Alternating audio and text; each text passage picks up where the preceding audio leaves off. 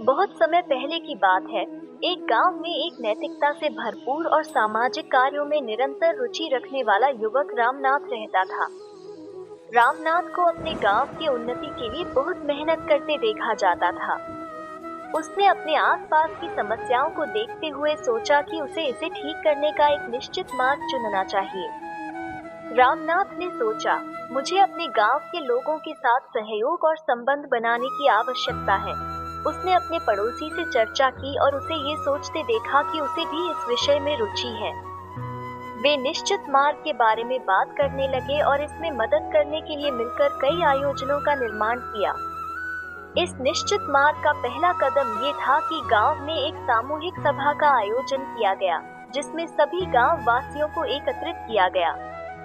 इस सभा में उन्नति के लिए कई मुद्दों पर चर्चा की गई और नई योजनाओं के बारे में सुझाव दिए गए।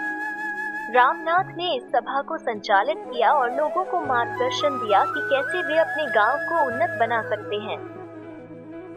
सभा के बाद रामनाथ ने एक छोटी समिति की स्थापना की, जो निश्चित कार्यों को संचालित करेगी। इस समिति ने गांव के विभिन्न क्षेत्रों में सुधार के लिए कदम उठाए। जल संचय, बालवाड़ी, शिक्षा, स्वच्छता आदि जैसे महत्वपूर्ण मुद्दों पर कार्य किया गया। रामनाथ ने अपने गांव के विकास के लिए न केवल स्वयं निश्चित मार्ग चुना, बल्कि अन्य गांव वासियों को भी इसमें संलग्न किया। वो सभी लोगों के सहयोग और समर्थन को महत्वपूर्ण मानता था।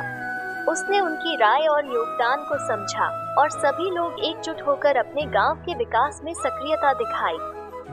धीरे धीरे समय बीतता गया और रामनाथ और उसकी समिति के प्रयासों से गांव में उन्नति हुई। शिक्षा का स्तर बढ़ा, स्वच्छता में सुधार हुआ, सामूहिक जल संचय की योजनाओं ने पानी की समस्या को हल किया और आर्थिक रूप से गांव को स्वयं संचालित बना दिया। इस कहानी से हमें ये सबक सिखाया जाता है कि अगर हम निश्चित मार्ग चुनें, साथ में समान दर्जे से सभी को जोड़ें और आपसी सहयोग के माध्यम से कार्य करें, तो हम संयमित और सफलता से भरपूर जीवन जी सकते हैं। इसलिए किसी एक कार्य का चयन करें और उसे बहुत ही ईमानदारी से करें। आपको एक दिन सफलता अवश्य मिलेगी। निश्चय के मार्ग पर चलना, आकर्षणों की दुनिया में एक यात्रा। 2